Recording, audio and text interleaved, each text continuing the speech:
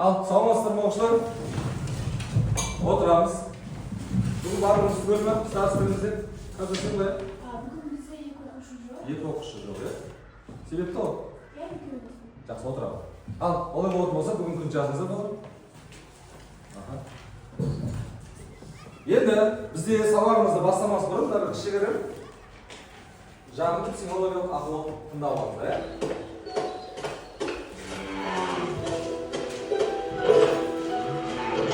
Сәлем достар. Мен атаның ауыр заттың үйіне апарып келейін. Сонда ата маған риза болады ғой. Оған дейін сендер ұстазымыздың жастырған сөздеріне анықтама беріп айта беріңіздер. Не дейді?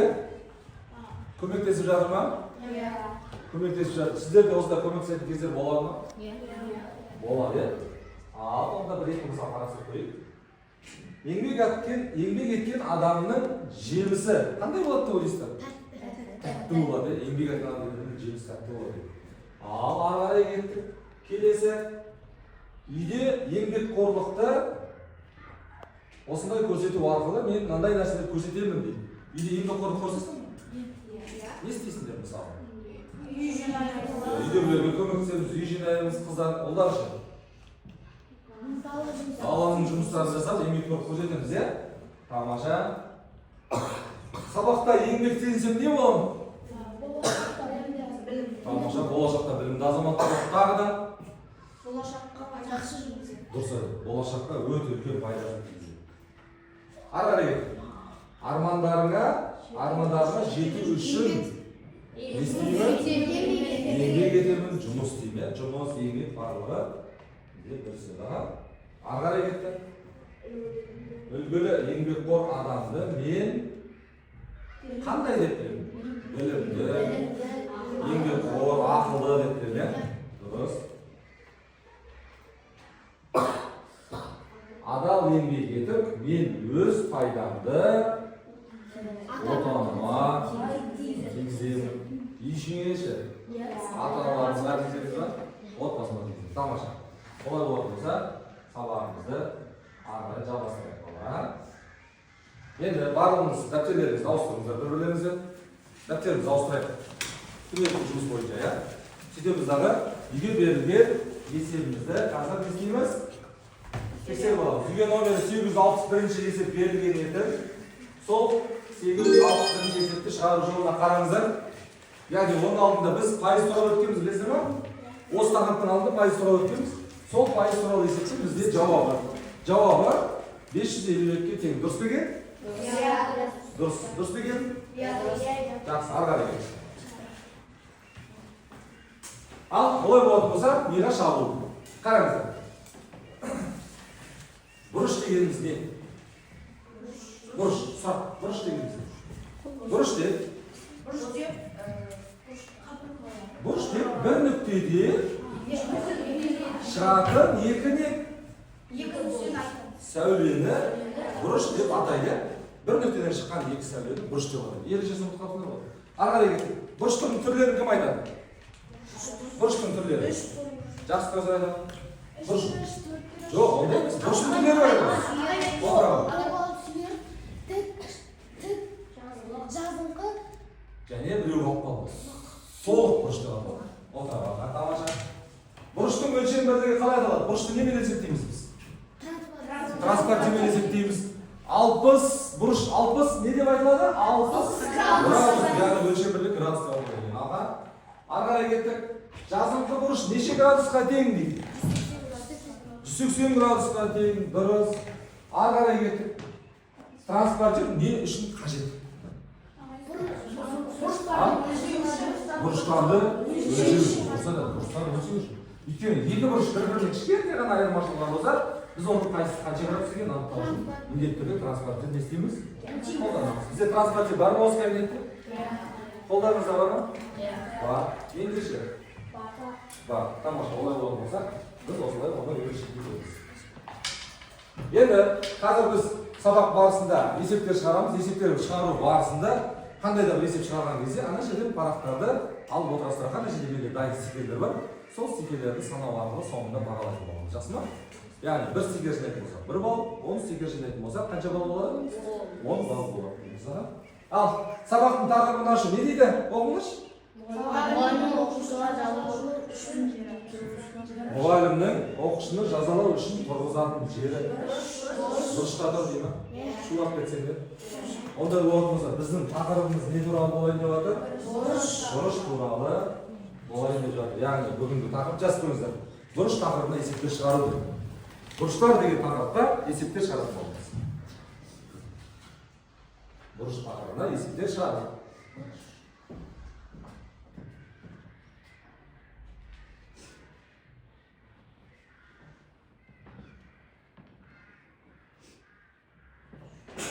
Жас болдық па болған? Енді бүгін біздің мақсатымызды қараңыздар. Бүгін біз қандай мақсатқа жетуіміз керек? Бұрыштың градустық өлшемін табуға, бізге қандай бір бұрыштар береді, соның градустық өлшемін табуымыз керек. Бұрыштарды не істеуге дейді? Салыстыруға, қайсысы үлкен, қайсысы кіші екенін, солған байланысты есептерді не істейміз? Шығарамыз.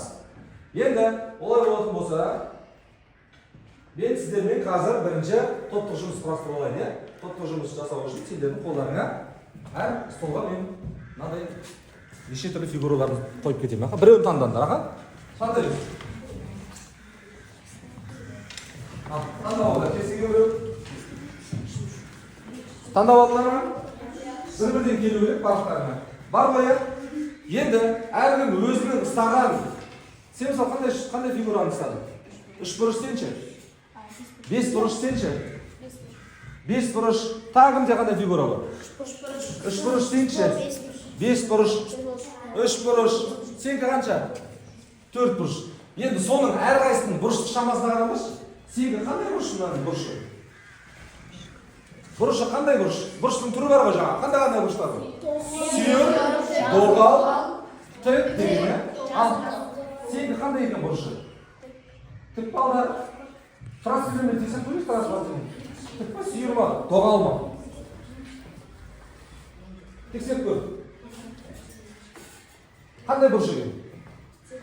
Трансфер. Қандай екен сенкі? Сенікі? Тік, сенікі? Доғал. Сен кіші?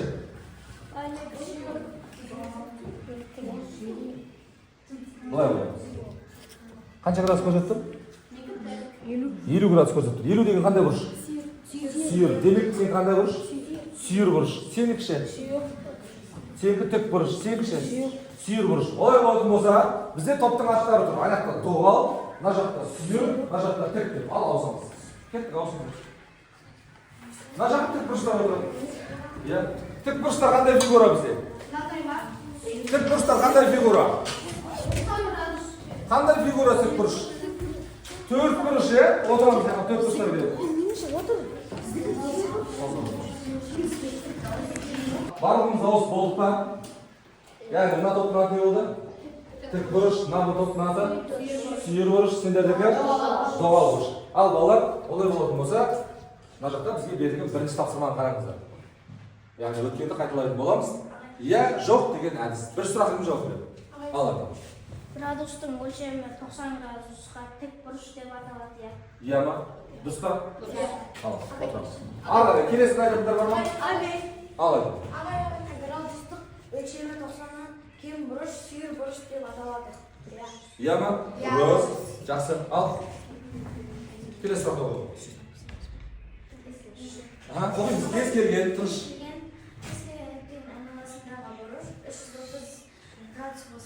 Тең мұндай бұрыштарды толық бұрыш деп аталады. Не болды? Жоқ. Ондай бұрыштар толық бұрыш деп аталмайды. Толық бұрыш деген қанша градусқа тең болу керек? 30 градусқа. 30 градусқа саған бере қойын, иә? Тамаша. Ал, жинап отырамыз стикерлерімізді.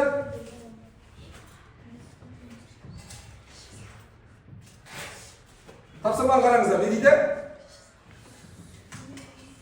Тапсырмасын жоғары жағына оқыңыздар. Сүйір бұрыш, тік бұрыш, доғал бұрыштарды салыстыру тапсырмалары. Мына жерде екеуі тұр, біреу қайшы, біреу не? Вилка, иә? Мынада градус бар ма? Иә. Мынада градус көрсетілген ба? Жоқ. Неге? Вилкамыздың басы қисайып тұр ма? Иә. Тік-тіке ма, тік-тіке емес па? Тіке. Тіке болса қанша градус болатын еді? Жоқ, көлденең, ұзыннан көлденең болса ол 180 болады. Ал мынаны басып көтеріп тұрма. Демек, ол жерде бұрыш бар ғой. Қайсының бұрышы екен? Қайсынікі ма, мынанікі ма?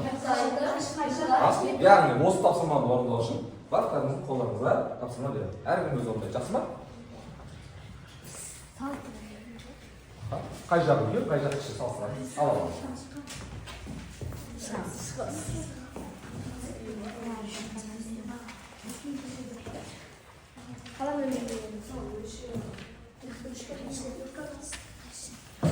Alam.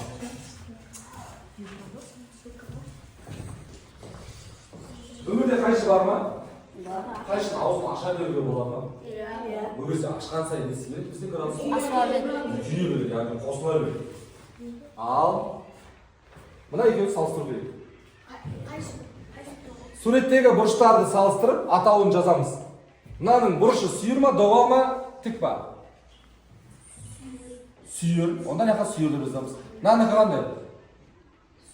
Мынаның доғал, е? Демек, не деп жазамыз? Доғал деп жазамыз.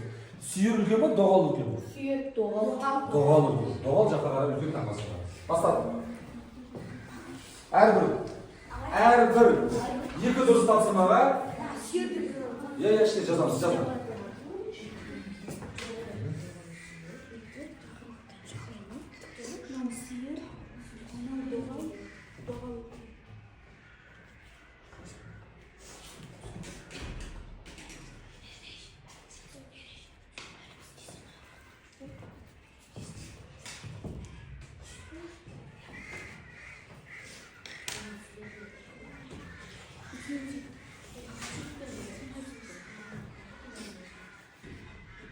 Ал тапсырманы жазамыз. Тапсырманың астыңғы жағына аты жөнін жазып қойыңыздар.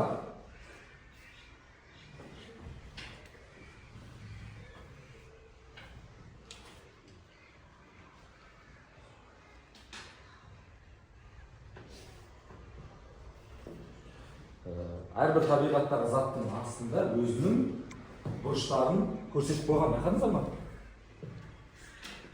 Бұрыштарын көрсетіп қойған.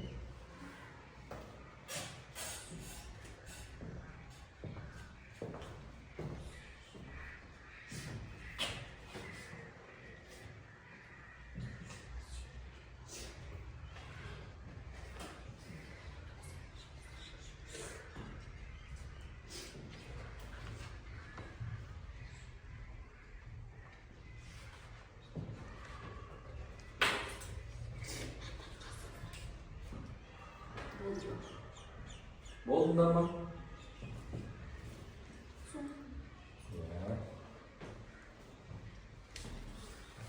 Бітсеңіздер, астына аты жөнін жазып қойыңыз. Астына аты жөнін жазып қойып, тек қана атын жазсаңдар жеткілікті ғана болырмыз. Атымызды жазып қойыңыз, астыңғы бөлігіне, төмен жағына аттарын жазып қойыңыз.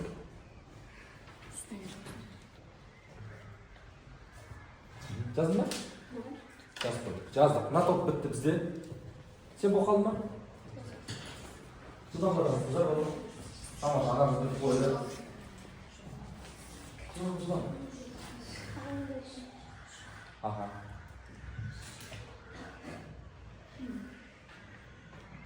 О, жылдан барамыз.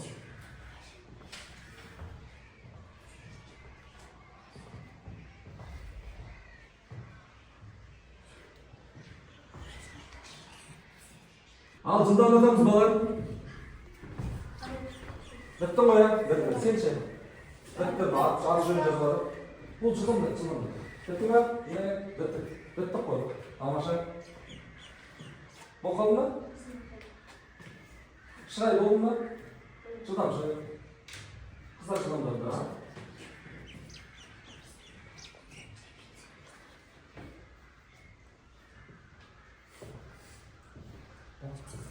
Балалар бітсеңіздер, онда не істейміз? Парақтарымызды бір-бірімізбен ауыстырамыз. Көшімізбен ауыстырайық парақтарымызды. Ауыстыр. Бұл жылдан ауыстырамыз. Ауыстырыңдар ма? Ауысты ғой. Ал, ауыстырып болсаңыздар, тақтаға қараймыз. Біріншісі, мынау бұрыш пен мына бұрышты салыстырыңдаршы. Қандай екеуі де? Екеуі де бірдей. Олай болмаса олар қандай? Тең бұрыштар. Тексереміз. Дұрыс болса және отлично қоямыз, иә? Аха. Біріншісі не болды? Тең. Ал аттары қандай бұрыштар? Сүйір бұрыштар. Мынау қандай бұрыш? Сүйір. Мынау ше? Қайсы үлкен? Доғал екен. Тексеріңіздер. Дұрыс па? Доғал жағы үлкен болу керек. Ары қарай кеттік. Мына есіктің бұрышы қандай? Кітаптың бұрышы ше? Екеуі де тек. Онда қандай бұрыштар? Тең бұрыштар. Табиғаттағы қараңыздар. Күннің сәулесі қандай бұрыш көрсетті? Сүйір. Мына ненің несі гүлдің жапырағы қандай бұрыш көрсетті? Қараңыздар. Доғал, иә? Онда қайсы үлкен? Доғал үлкен. Сағаттың градусы қараңыздар. Тіл менен бұрыштың арасында. Екеуі де тең. Олар қандай бұрыштар? Тең бұрыштар. Тексереміз. Тең ба?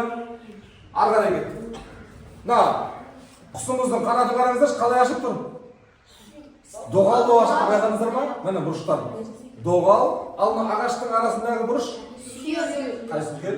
Доғал үлкен. Мына үш бұрыш фигурасы. Бұрышы қандай? Тек.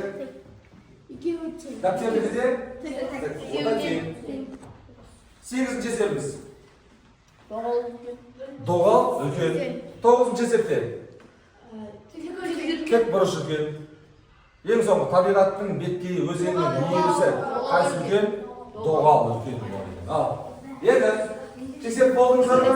Енді тұратын жұмыстарымыз тексеріп болсақ, онда соны бағаға айналдырамыз. Ал тексеріп. Кімде 1 мен 3 ұпайдың ара 1 және 3 есеп дұрыс болатын болса, оған 1 балл қоямыз, иә? Қанша дұрыс?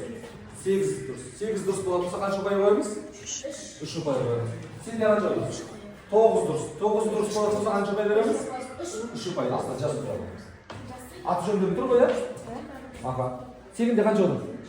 8 дұрыс, иә? 8 дұрыс болатын болса, қанша беру керек? 3 ұпай. Астына жазып 3 ұпай дейді. Сенде бағалап қоямыз. 4 ұпай болып қана. Сенікі 3 балл сенікі 4 балл сенікі 3 балл сенікі 4 балл сенде 4. Тамаша. Өте жақсы. Бағалап болыңдар ма? Ал бағалап болсаңдар, онда келесі тапсырмаға ауысамыз болар, иә? Келесі тапсырма не дейді? Желіден табылған қызықты тапсырмалар, яғни интернеттің тапсырмаларын не істейміз қазір? Орындайтын боламыз. Мына берілген тапсырманы көріп тұрмыз ба?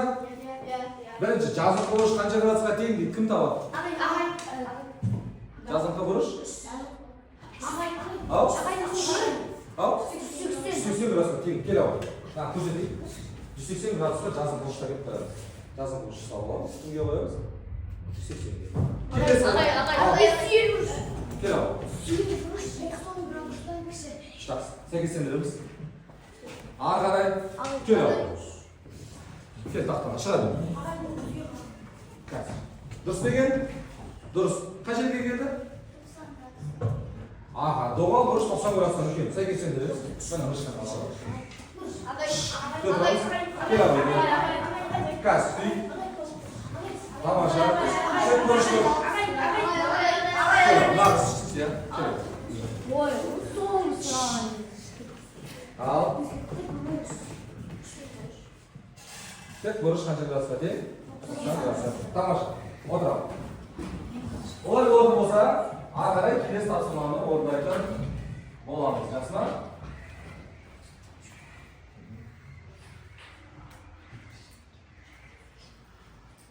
Келесі бұрыштың несі дейді?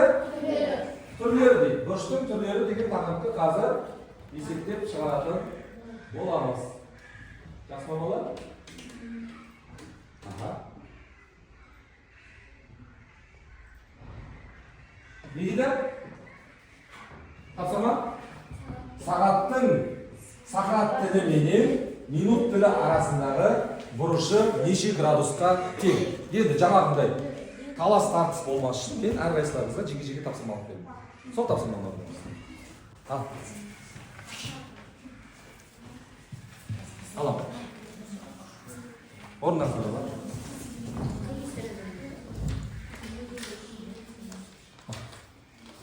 Аламын. Жоқ, сәйкестендіреміз балалар. Сәйкестендір. Иә, сәйкестендіреміз. Мысалы, бірінші тұрғанды көріп тұрсыздар ма? Иә. Соны сүйірмен сәйкестендіреміз. Екеуінің арасында Қалам мен сызықша қоямыз. Мына мен мынау бірдей. Мынау мынаған сәйкес келеді деп сәйкестендіреміз. Бұл жерде барлығы 2, 4, 6, 8 тапсырма бар. Ортадағы жазуда 8. Түсіндім мен. Орындаймыз. Шыңғыз баяғында? Сәйкестендіреміз. Ал сәйкестендіреміз.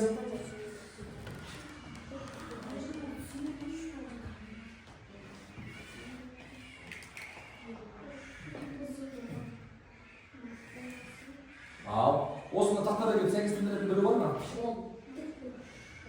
Тақтада сәйкестендіретін бар ма?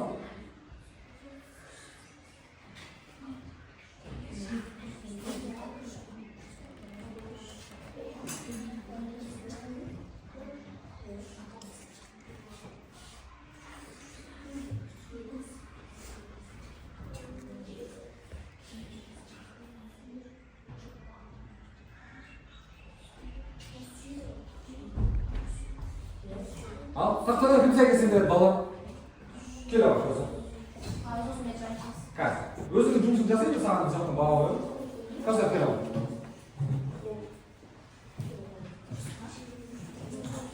Кел шыққанда, мышқан ала ғой. Мынау қандай бұрыш? Доғал бұрыш. Демек, доғал дегенді аламыз да. Мышқан ала бұрыш. Кім тұр мышқан? Мышқан аламыз, осыған жақындатамыз. Не істеді екен бір-біріне? Желімдеп қалды, иә? Келесі. Әркім өз жасайды. Парақтан-ақ белгілейміз. Жасап біттің ба? Жасап бітті.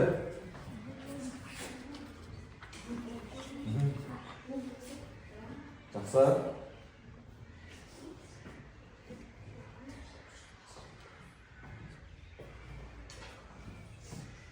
Бұл жерде дұрыс болсын, дұрыс болмасын, бұл желімделе береді бір-бірімен, иә? Одан кейін барып тексеретін боламыз.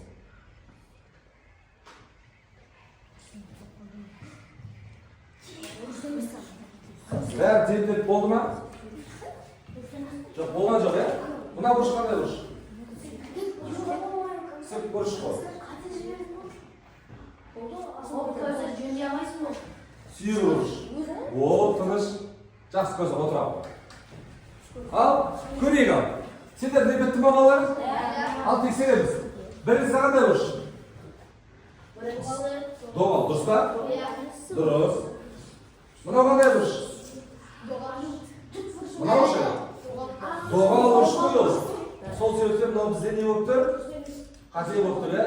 Доғал бұрышты мынаған әкеп желімдеуіміз керек. Және артқа кім қалып қалды? Тек бұрыш қалып қалды. Енді тек бұрышты кіммен желімдейміз? Мына тұр ба? Сағат қанша көрсетіп тұр ол? Үшті көрсетіп. Енді барлығы тура болып ойлайсыздар ма? Енді өздеріңіз мысал кестіріңіз. Тексереміз. Тексеріңіз. Сағат 7 болды деген доғал. Сағат 3 болды деген тек. Сағат қанша анау? Сағат 4:00 дегеніміз доғал дейді. Қараңыздар, бәрі көріп тұр қая? Аха. Тексердік па? Ал, бол. Енді бері қарай келіп, енді тексереміз. Бүйтейік. Бағана алдыңғыда бағазда бағалау бол қоя. 3 балға дейін 1 болып. Үшеу дұрыс болса 1 деп қойдық. Аға. 4 пенен 6-ның арасы қанша ұпай болды? 2 ұпай болды деп ары қарай тексереміз. Дұрыс қоя балалар? Дұрыс. Тек бұрыш екен көріп тұр. Сүйір бұрыш. Мынау доғал бұрыш. Ал енді тексеріп. Қанша дұрыс? Бағалаймыз екеумізді. Жаңағы бағалау шәкіліне қарап бағалаймыз. Қанша дұрыс екен? Тексер.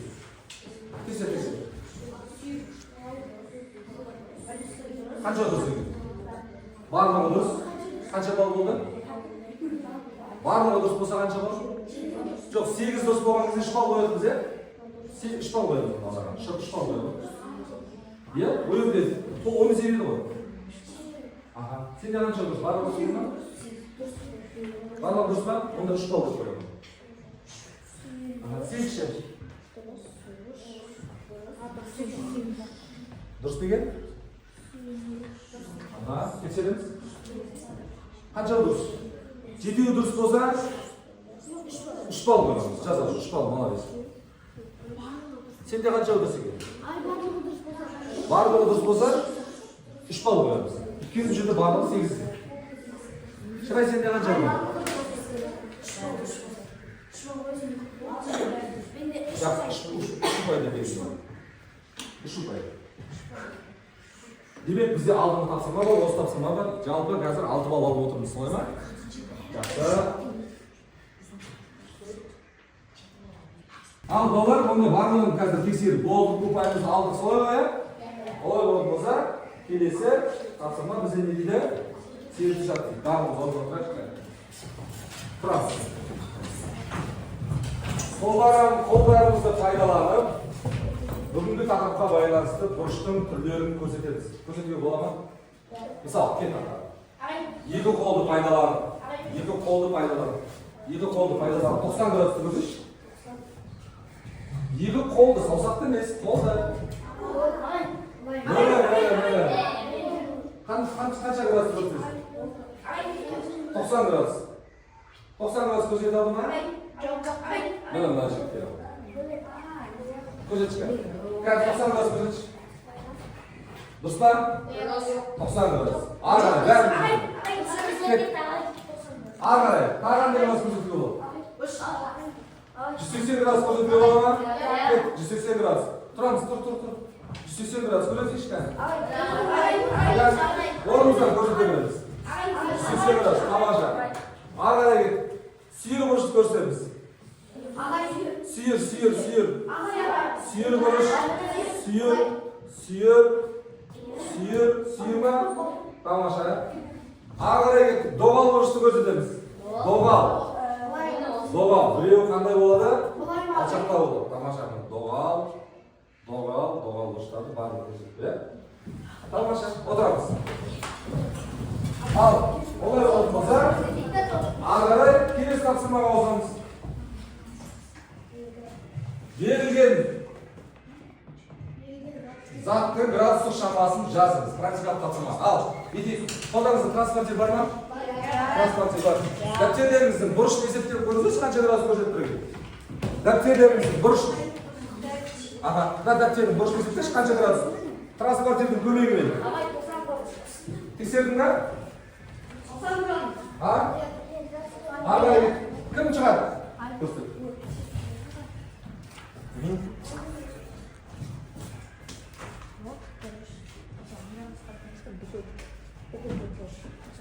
Қанша градус екен? 90 градус екен. Тамаша. Отырағы. Әке.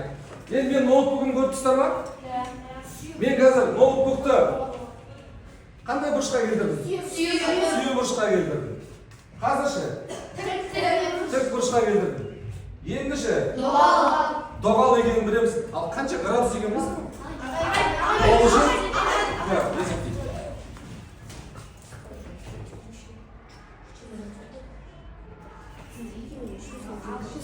Дұрыс па? Дұрыс есептедің ба? Жоқ, мына транспортер тек қана солда, оңнан солға қарай есептейді екен, иә? Мынау келесімен есептей қойшы. Мынамен есептей. Есепте. Қараңыздар бала. Мына қанша болып тұр? 110-нан кішкене асып кетті ма? Сонда қанша градус? 115 градус. Тамаша, отырады. Ал, балалар, олай болатын болса, дәптерлеріне барлықтарын 60 градустық бұрышты сызамыз. Бастадық. 60 градус болатын бұрышты сызамыз. Ал тақтаға кім сызғысы келеді? Қалғанымыз орнымызда. Әні бол қалған.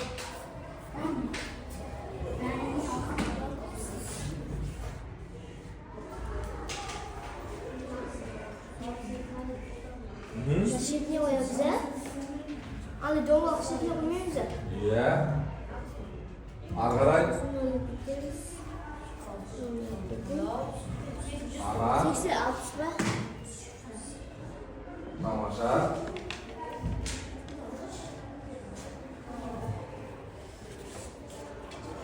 Қанша градус болды ма бізде? 60 60 gradus bo'ldi. 60 gradus degan qayoqdan bilamiz? Transformatorning ko'magidan bildik a. Qancha? 60 gradus. Tamom, o'tiramiz. Kelasi qancha gradus? Qaz bo'stonga chiqadi. Havodan daftaringizni silatsizlarmi? Qaz bo'lish. Qaz. Sizlar? Sizlar qan pesh qo'ying. Mana tomosha. Bizga Ayajan barliq reseptni chiqarib qo'yibdi. 60 gradus, 90 gradus, 150 gradus barliq ko'rsatib qo'ying. Tamom. Qancha ko'rsatsangiz? Bir bola barlig'ini yozib qo'ygan. 60, 90, 150. Tomosha. Qanday ayaqdan do'stlar?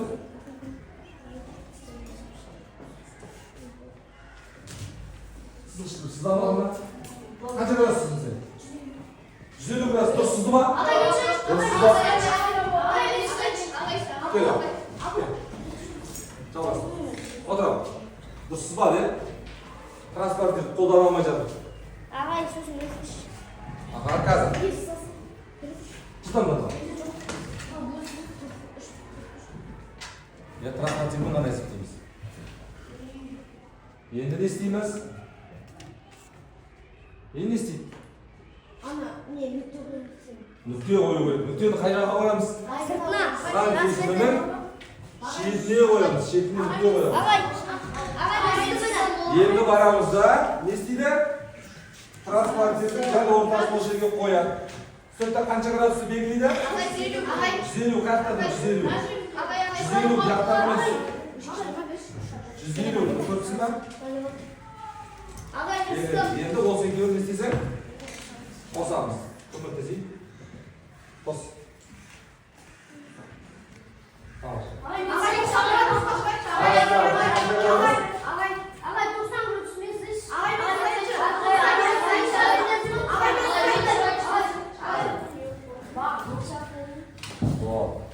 Arqaga ket. Siz qo'yib qo'ysangiz daftaringga. Qan? 90. Tamam. 150, 60, 90 gradusda. O'ta yaxshi. Aha. Nuqtasini qo'yib olamiz. Endi biz qo'yma. Nuqtani qo'yib endi sizlar. Ha, belgilab olmasak. Ha, bo'ldi, yaxshi. Bosam, belgilab qo'ygan ekan. Arasida burchni yozib qo'yamiz. Qancha gradus bo'ldi? 90 gradus. Tamam. O'tiramiz. Ha, bolalar. Topshirmasiz o'tdimi? Topshirmamiz tushdi. Olay bo'lmasa arqaga bizga topshirmalar ko'chirib, kelasi topshirmani olmaymiz, yaxshimi? Al, berilgan burchning graduslik shamasin yozingizlar. A, K, D degan burch ko'rsizmi? A, K, D. Sol qancha gradusga teng? Har bir burchni tashlab. A, K, D. Mana. A, K, D. Qancha gradusga teng? Bunaqmi? Bunaqmi? Bunaqmi tashilma? Saat bunga qarshi o'rnaganingizda sirtqisini qaraymiz, ya. Qancha gradusga? Biz yozamiz. Al, bostab yozamiz. A, K, D. Burch A, K, D. O'rnaymiz bolalar topshirmam.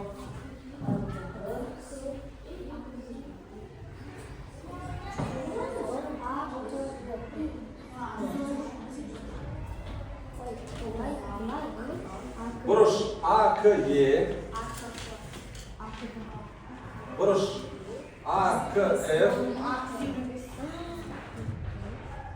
Burç V, K, F.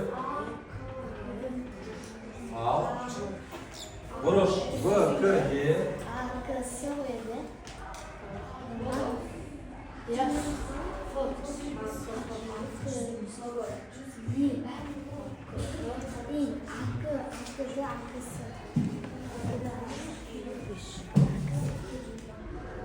Al. A, K, D. Tapkan o'qish bormi? Qancha o'qish? Sizlar chiqaradingiz bola, ha? Kelaver, daydan ol, yozdim. Kel taqam, daydan. A, K, D. Bo'yincha bermi? Yozib bermi, qancha yozib? Tamam. Kelaver.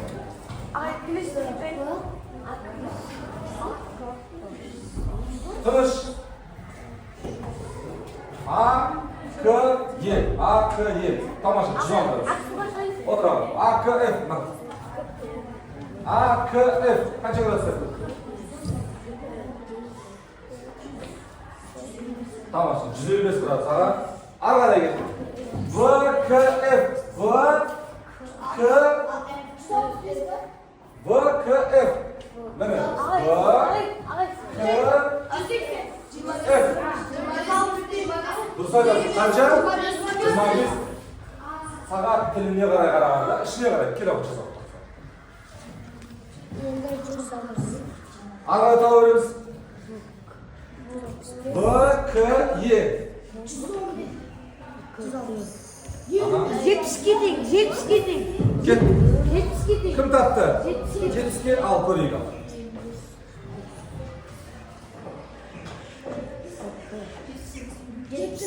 Kelsiniz mi? Kan ko'raylik. V, K, Y. V, K, Y. Ishga qaraymiz. Qancha? 70 gradus. 70 qo'y mana. 60 dan 70 tur. Aha. Kelasi. V, K, S. V, K, S. Qancha gradus qading? Juma. Kela oyda aytacağım.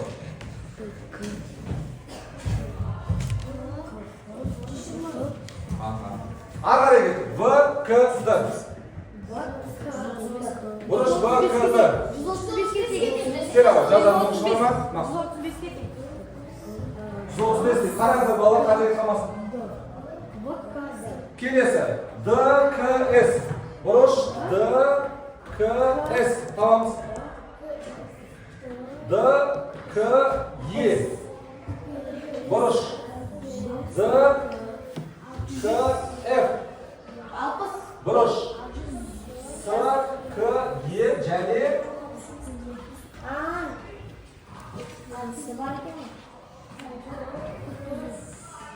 al. D, K, S. D, K, S. D'ni görmüşsünüz mü? Mana D, K, S. Ne kaça bizde?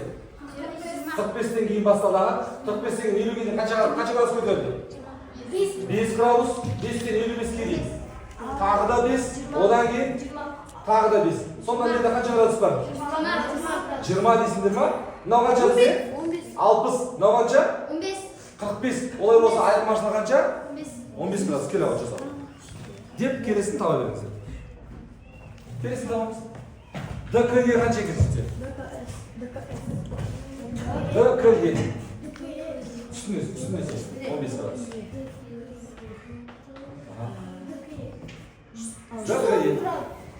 D, K, Y. Y deguncha qancha gradus var?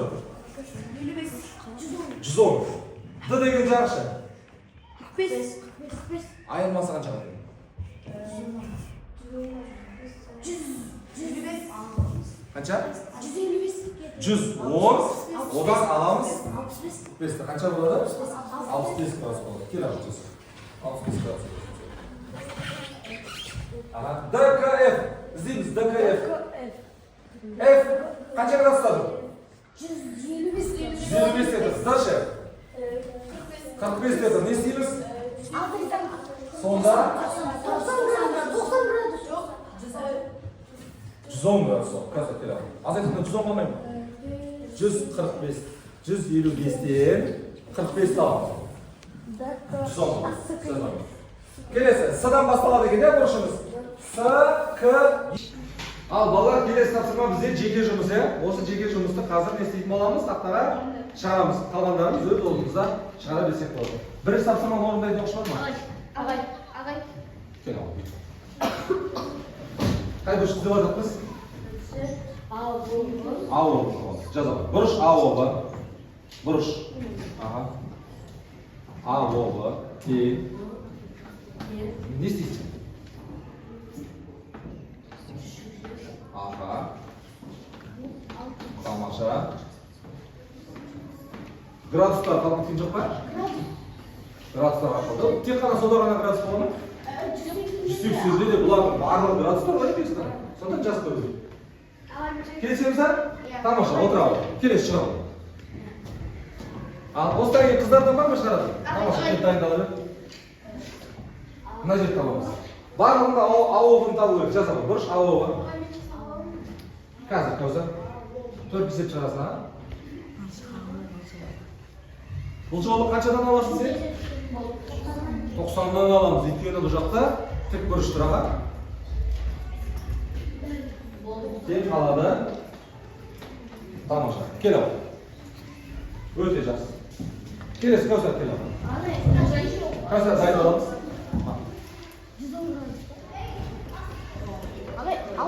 Айтып болмайды. Бұрыш АО-ға тең.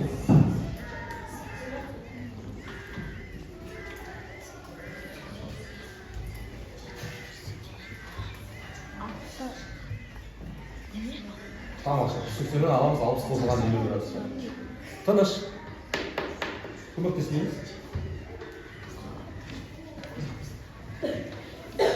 Дұрыс деген? Өте жақсы. Кел ал, Кәусар. Өте жақсы.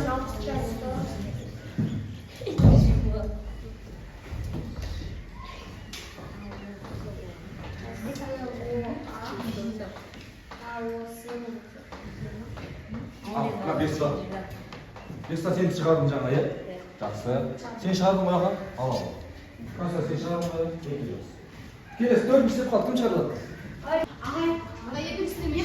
АО-ны табу керек. Ал, көріңіздер. Айтпаймыз. АО-В. Мынау бізде кім? АО-В. АО-В қандай бұрыш бізде? Жазыңқы. Мына жақта қанша градус бар?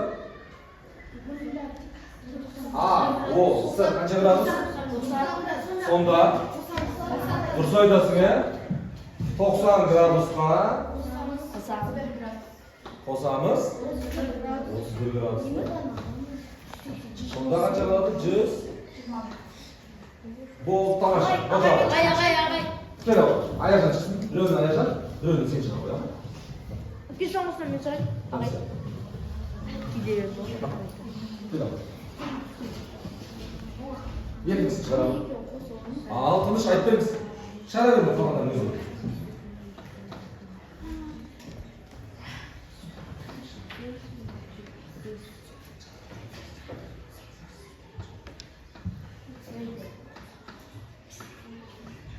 Тең болады.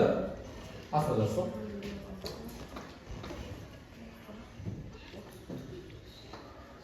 Дұрыс деген бала? Дұрыс аяқ, отырамыз. Кел ал, ене.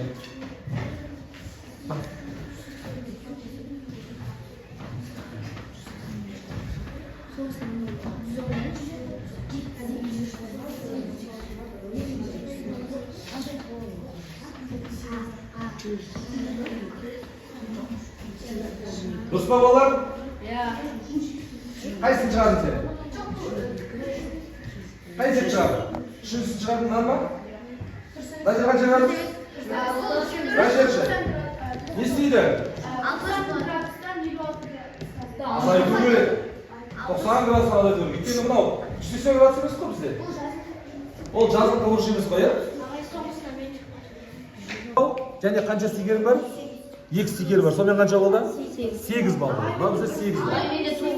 Сенде қанша екен? 9 екен. Сенде бермей қалды ма? Мына бір стикер бермей қалды. Жаңа қараңында қанша ұпайың бар еді? Сана. 6 ұпай. 6 ұпай. Мынамен қанша болды? 7 ұпай болды. Жақсы. Қанша? 8. Сенде?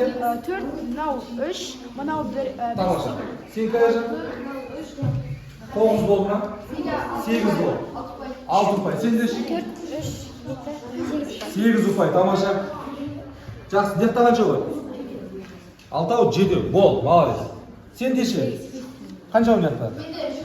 Мыяқта 4 бар, 3, 7, мынамен 8. Сен ше? Мына жақта 3, мына жақта 4, 7 бар екен. Сенде?